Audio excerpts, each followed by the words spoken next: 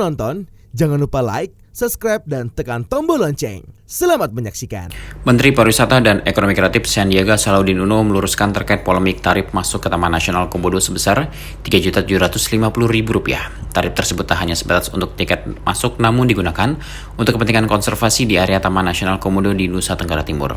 Menparekraf menjelaskan konservasi yang dilakukan dari tiket masuk tersebut antara lain berupa kajian yang dilakukan para ahli untuk menjaga ekosistem yang ada di kawasan Taman Nasional Komodo. Ekosistem di Taman Nasional Komodo dan sekitar merupakan ekosistem yang saling berkaitan yang kelestariannya harus dijaga karena jika ada salah satu habitat yang punah maka akan mengancam keberlangsungan hidup habitat yang lain. Beberapa narasumber juga hadir di acara ini seperti Deputi Bidang Pengembangan Destinasi dan Infrastruktur Kemenparekraf Vincentius Jemadu, Kepala Balai Taman Nasional Komodo Lukita Awang Distiantara, Kepala Dinas Pariwisata dan Ekonomi Kreatif Provinsi NTT Z. Sony Libing, Direktur Badan Pelaksana Otorita Labuan Bajo Flores Sana Fatina, dan Koordinator Pelaksana Program Penguatan Fungsi di Taman Nasional Komodo Carolina Noge. Menurut Menparekraf, wisatawan yang berkunjung ke Taman Nasional Komodo dan sekitar bukan hanya sebatas berwisata namun juga dapat ikut membantu pemerintah memperkuat konservasi di kawasan ini. Diharapkan wisatawan dapat menghargai upaya konservasi dan ikut membangun destinasi-destinasi lain di Nusa Tenggara Timur sebagai destinasi wisata unggulan. Sandiaga juga mengungkapkan melalui biaya konservasi ini diharapkan dapat menunjang upaya pemerintah untuk menjaga kelestarian alam serta bisa meningkatkan kesejahteraan masyarakat yang ada di kawasan Taman Nasional Komodo. Menparekraf juga mengapresiasi pemerintah Provinsi NTT dan Kementerian Lingkungan Hidup dan Kehutanan, khususnya Balai Taman Nasional Komodo yang selalu berupaya untuk mengkonservasi keberlangsungan lingkungan di kawasan Taman Nasional Komodo. Apa yang kami sampaikan di sini merupakan satu keinginan bagi tugas dan tanggung jawab kita masing-masing untuk menjaga kelestarian dari apa yang dititipkan kepada kita untuk nanti jutaan, puluhan juta tahun ke depan. Karena alam telah memberikan, Tuhan Yang Maha Kuasa telah mengkaruniai kekayaan alam yang perlu kita jaga bersama. Jadi kita butuhkan bersatu padu, jangan terpecah belah, jangan pula diadu-adu. Statement dari Bu Carolina tadi sangat sudah tepat.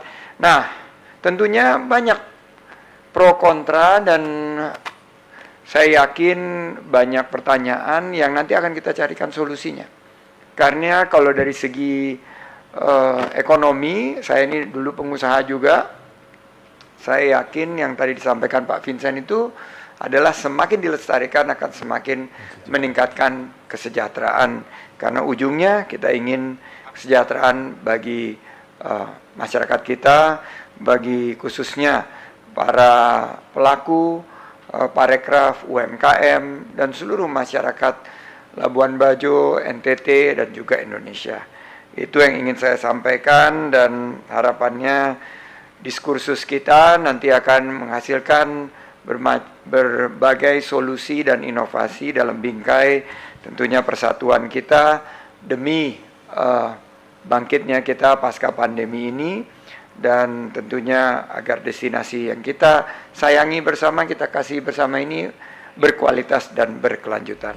Pada kesempatan ini, Kepala Balai Taman Nasional Komodo Lukita Awang Distiantara menambahkan pihaknya juga menjalin kerjasama dengan Pemprov NTT untuk melakukan kajian yang berkesimpulan bahwa penting untuk membatasi kunjungan wisatawan ke kawasan Taman Nasional Komodo, khususnya Pulau Komodo dan Pulau Padar, menjadi sebanyak maksimal 200.000 orang per tahun agar kelestarian komodo tetap terjaga. Taman Nasional Komodo ditunjuk pada tahun 1980, kemudian pada tahun 1991 UNESCO menyematkan status warisan dunia kepada Taman Nasional ini. Ada dua kriteria outstanding universal value yang perlu diterapkan di sana, yang perlu dijaga adalah adanya spesies endemik Komodo dan juga keindahan alamnya. Kemudian pada tahun 2002 itu jumlah wisatawan di Taman Nasional 11.000, kurang lebih 11.000 wisatawan.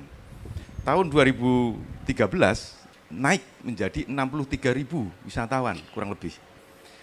Dari situ kami bersama beberapa peneliti melakukan penelitian terkait dengan perilaku komodo. Dan itu ada terjadi perubahan perilaku komodo. Komodo menjadi lebih kurang kewaspadaan, jadi dia lebih dekat dengan manusia di tempat wisata. Sebenarnya kalau di tempat alamnya, di tempat kita, di Taman Nasional karena ada banyak lembah-lembah yang dihuni oleh komodo, kita datang ke tempat situ biasanya komodonya lari. Tetapi di tempat wisata, komodo menjadi lebih dekat kepada manusia. Selain itu juga perubahan perilakunya adalah komodo menjadi lebih besar. Catatan kita bisa mencapai 100 kg berat komodo, walaupun sebenarnya secara normal dia paling besar 80 kg di tempat yang alaminya.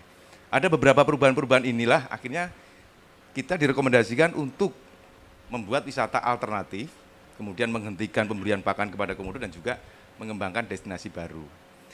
Itu penelitian di tahun 2016 dengan tolok ukur tadi, wisatawan di tahun 2002 dan 2013. Kemudian di tahun ini kami bersama pemerintah Provinsi NTT kita menggandeng kerjasama untuk melakukan penjagaan bersama Taman Nasional ini, dan kita akhirnya melakukan kegiatan kajian daya dukung daya tampung Taman Nasional ini berbasis jasa ekosistem, dan disitulah ada kajian yang perlu dilakukan untuk pembatasan wisatawan agar menjaga komodo tetap lestari ke depannya. Kemudian Koordinator Pelaksana Program Penguatan Fungsi di Taman Nasional Komodo, Carolina Noge, menjelaskan biaya konservasi yang dikenakan ke setiap pengunjung ini nantinya akan digunakan sebagai program-program konservasi, yaitu penguatan kelembagaan dengan memperbanyak kajian-kajian ilmiah dan pelatihan untuk masyarakat sekitar, pengamanan dan pengawasan di wilayah konservasi, pemberdayaan wisata alam seperti digitalisasi manajemen pariwisata, dan pemberdayaan masyarakat.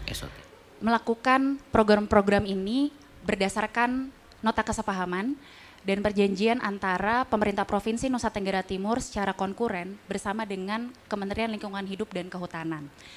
Perjanjian ini sudah dilakukan sejak tahun lalu, yang kemudian kami tuangkan pertama-tama dengan melakukan kajian untuk kita bisa tahu program-program apa saja yang diperlukan dalam rangka menjaga jasa ekosistem dan keutuhan konservasi di Taman Nasional Komodo. Program penguatan fungsi ini kami awali dengan yang sudah disampaikan oleh Dr. Irman, kajian daya dukung daya tampung berbasis jasa ekosistem.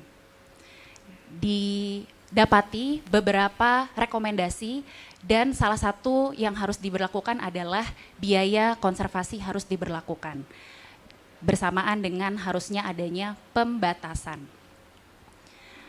Dari kajian daya dukung daya tampung berbasis jasa ekosistem ini, kami juga melakukan forum group discussion.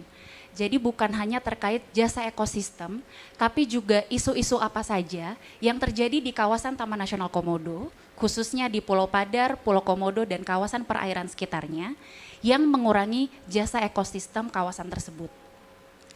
Isu-isu yang berkembang, isu-isu yang ada di kawasan tersebut, kami dapati harus diberikan penanganan atau solusi terutama untuk 3 hal.